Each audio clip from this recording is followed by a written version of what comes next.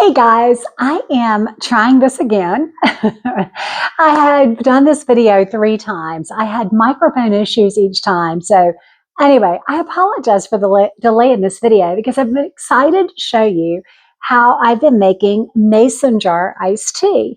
So this is a super simple thing to do. And let me explain why I do it. So I am from the South, and as the weather has gotten warmer, I really enjoyed iced tea. But I like flavorful teas, and David tends to like just really more traditional kinds of tea. So, and I don't drink a lot at one time. I mainly drink water. I have my coffee in the morning and then usually water through the day. But every now and then, especially in the afternoon, I want some tea. So I take my mason jar, just fill it up with hot water, pop it in the microwave. Now, a microwave is going to vary, but mine needs about 2 minutes and 30 seconds, and it's going to be hot. So let me grab a kitchen towel, because I've had this on for a few minutes. To, especially when I was trying to sort out my issues with the microphone. And what I'm going to do with it is just drop in some different teas. Now, I have a variety of tea. I have, and again, this is just tap water, but I have a lemon ginger that I really like a lot. This a friend gave me. It's an orange spice. It's delicious. These can be enjoyed hot or cold. I'm going to make them cold. And I also have picked up, this is a blueberry. It's really good. And there was a raspberry that was phenomenal. Black cherry, which sounded really good to me today. So I'm going to do black cherry, actually. Let's open this guy up. Let me grab some scissors, and we'll put black cherry on. And it's so simple. You take it out of the microwave. Be careful not to burn yourself. Like I said, my microwave's pretty high power. It takes about 2.5 minutes. Plop it down in there. Now this is hot. I didn't think this through, I guess. I'm going to pop it in there. And you can put 1 or 2 tea bags, whatever you like. You can see it steaming. Put the lid on there. Grab the lid. Put the lid on there. And what I do is I let it cool to room temp, right? I might give it a little shake. Ooh, and get hot water on me. Make sure you have the lid on tightly if you do that. But it starts to brew right away, or steep right away. And I let it cool to room temp, and then I put it in the refrigerator. Now, I usually do this kind of, well, when I take one out to drink, I do the next one. And often I drink one a day. Sometimes I drink more than that. But if I'm letting it sit overnight, 1 tea bag's enough. If I want it faster than that, I might put 2 tea bags. But what happens is then, after it cools and overnight, you've got really nice iced tea. And let me tell you about this blend. It's kind of fun. This is lemon ginger that I was showing you earlier. And that's just a bigelow iced tea. And you can use plain. And I've used apple and chai and all kinds of things. But see the green things floating in there? So there is a tea bag, a lemon ginger tea bag in there. The green leaves that are floating are actually strawberry mint.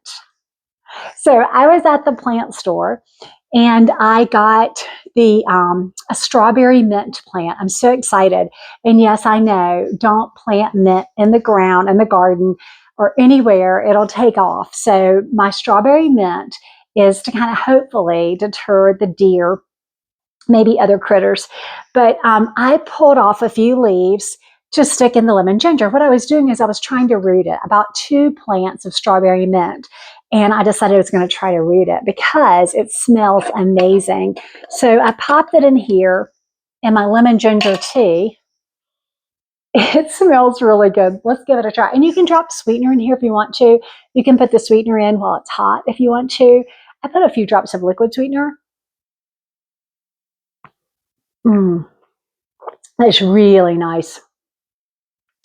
Very faint strawberry taste with that lemon and ginger. I can't wait to make tea with just the strawberry mint.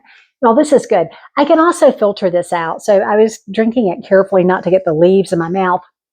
But I could also take it through a sieve and strain it out. But just a very faint strawberry taste, and that doesn't have any sweetness. Mm, really, really good. It's perfect for sitting on the porch. Now, some of you are going to think I've gone crunchy, and maybe I have. Susanna Shuey in our Facebook groups keeps telling me how crunchy I've become. But I have some more tea steeping. I'm going to tell you about that. So, same concept with a mason jar. I put boiling water over this. So, this, can you guess what it is? This is dandelion flowers. I collected dandelion flower in an area where no dogs are peeing. And you don't want the green part. You want to pull the flowers out. And I put the flowers in and put the boiling water over it. Actually, put it in the microwave, but you can put boiling water. And this has been steeping. Now, this makes, if you've never had dandelion tea, this makes a delicious tea. It really is so, so, so good. And obviously, you're going to want to pour it through some kind of filter. I use just a mesh filter to filter it. Another tea I've made is forsythia. These are forsythia flowers. I don't have a forsythia tree, but a neighbor does. And it's actually on an old piece of property they don't use. So I asked permission and I gathered the forsythia and pull those off and put them in there. Again, you just want the yellow flower, not the green part. Now, not only am I going to enjoy some of this for tea, but now that I have this steeped this way, I can make a sugar-free jelly. So a sugar-free dandelion jelly, sugar-free forsythia jelly. When the violets get blooming, they're just starting here. I'll collect the purple violets and make a violet, sugar-free violet jelly. I can't wait to do that because, and I've really enjoyed. I didn't get a chance. I was going to collect cherry blossoms, but we had a hard freeze, and I didn't get a chance to do that. I may still be able to get some apple blossoms. I don't know if I'm going to be able to do that or not. Another thing that you can do is you can make like Jello or a gelatin with it, and we'll be doing that in my group. I have a cooking community group as subscribers, and so we'll be doing that because what started me making homemade Jello again was David had a terrible bout of diverticulitis. And the sugar-free Jello that you can purchase is just full of pretty icky stuff. So instead of giving in that, I made a strawberry tea, so to speak, and strained it really, really well so none of the little seeds are in there.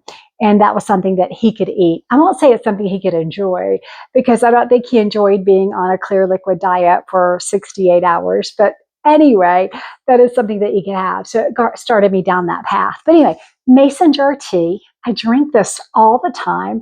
And I wanted to share it with you guys. You know, when you're making tea, never want the tea bags to boil. So that's why I heat the water 2.5 minutes in the mason jar, drop the tea bags in, let it steep until it cools.